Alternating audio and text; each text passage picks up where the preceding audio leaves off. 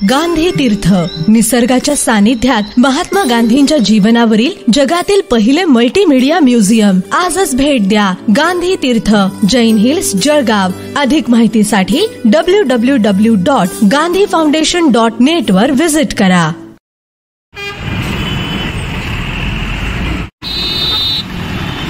India 362 live में आप सभी का स्वागत है.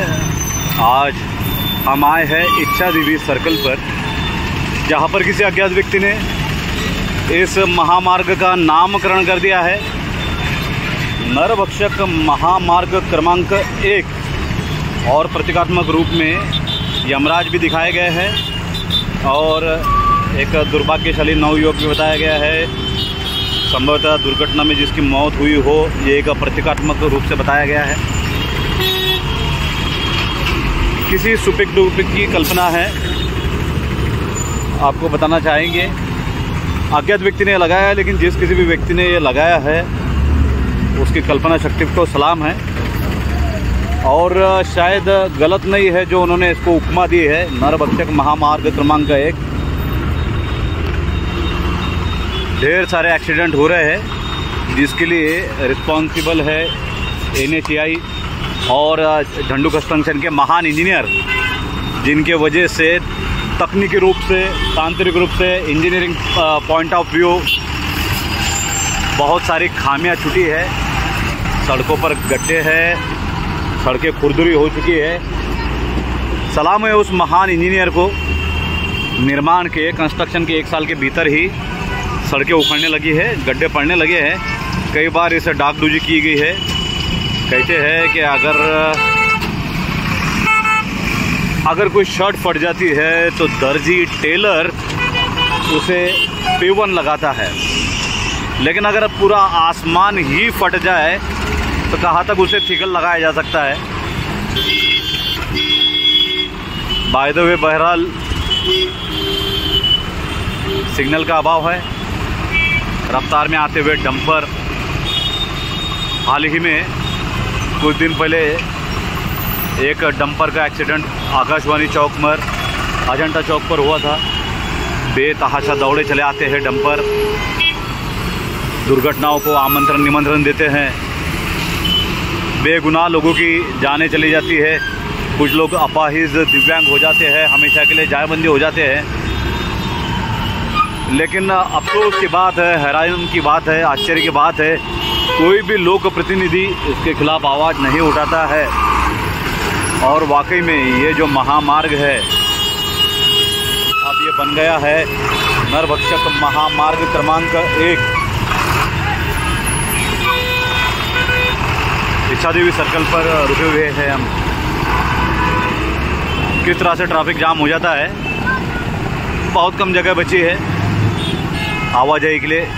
अभी आप देख रहे हैं ये रास्ता जाता है सिंधी कॉलोनी की दिशा में. ये रास्ता जाता है दुरिया मुंबई की दिशा में. ये जाता है पाचोरा की दिशा में, और ये जाता है नागपुर की दिशा में. फिर आगे आप चाहे दिल्ली चले जाइए, कलकत्ता चले जाइए, मद्रास चले जाइए, नागपुर चले जाइए. इतना महत्वपूर्ण मार्ग, इतना महत्वपूर्ण चौराहा होते हुए भी यहाँ पर उस तरह की सुविधाएं नहीं दिखती है जिस तरह से होनी चाहिए. पटेल साहब, ये नरभक्षक महामार्ग क्रमांक लिख दिया है किसी ने. हाँ. तो आप क्या सोचते हो, क्या सही लगाया बोर्ड, गलत लगाया है? जिस किसी की सोच हो. सही लगाया है उन्होंने, क्योंकि हादसे काफ़ी बढ़ रहे हैं. हाँ जी, हादसे काफ़ी बढ़ रहे हैं, इसलिए उन्होंने सही लगाया है. और कभी किसी की दुर्घटना होती है, कभी मौत हो जाती है. और किसी का घर का इंसान जो अचानक में वो खो देते हैं. बड़ा दुख होता है ऐसे समय पर. प्रतिक्रिया जानी हमने एक सर्वसामान्य व्यक्ति की.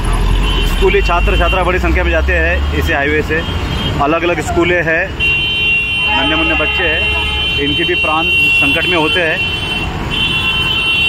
आशा है किसी की दुर्घटना और ना हो, किसी के घर के चिराग न बुझे, या फिर किसी के घर का कमाने वाला कोई पुरुष या कोई जिम्मेदार महिला की यहाँ पर मृत्यु ना हो. बस आशा ही है, बस अभिलाषा ही है जिसके बलबूते पे जलगांव वासी जी रहे हैं। काम चल रहा है, अति उच्च दर्जे का निर्माण। देखिए इच्छादेवी सर्कल, महान सर्कल, बहुत कुछ। और ये जो गड्ढा है ये तो जग विख्यात गड्ढा है। ये ऐसा गड्ढा है जहाँ से माननीय मुख्यमंत्री जा चुके हैं, कई बड़े मंत्री, उप मुख्यमंत्री, संतरी, आमदार, खासदार, नगर सेवक, बहुत सारे लोग जाते हैं। ये देखिए स्कूल बस का नज़ारा, किस तरह से मासूम बच्चे झटके खा रहे हैं। बड़ा ही ऐतिहासिक गड्ढा है, पुनर्जीवित गड्ढा है। जब भी कोई गड्ढा पड़ता है यहाँ पर उसे मिट्टी से भर दिया जाता है, कभी कंक्रीट से, कभी सीमेंट से, कभी पत्थरों से, कभी कोलतार डामर से, लेकिन हमेशा ये गड्ढा पुनर्जीवित हो जाता है। पुरस्कार दिया जाना चाहिए उन महान इंजीनियर्स को जिन्होंने अपनी ये कार्य क्षमताओं को, अपने कल्पना शक्ति के बलबूते पर इन महान गड्ढों का जन्म दिया है, आविष्कार किया है।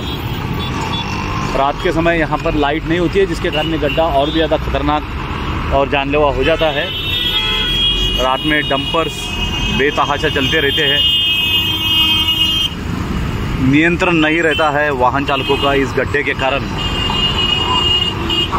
बार बार जिंदा हो जाता है, सजीव हो जाता है ये गड्ढा।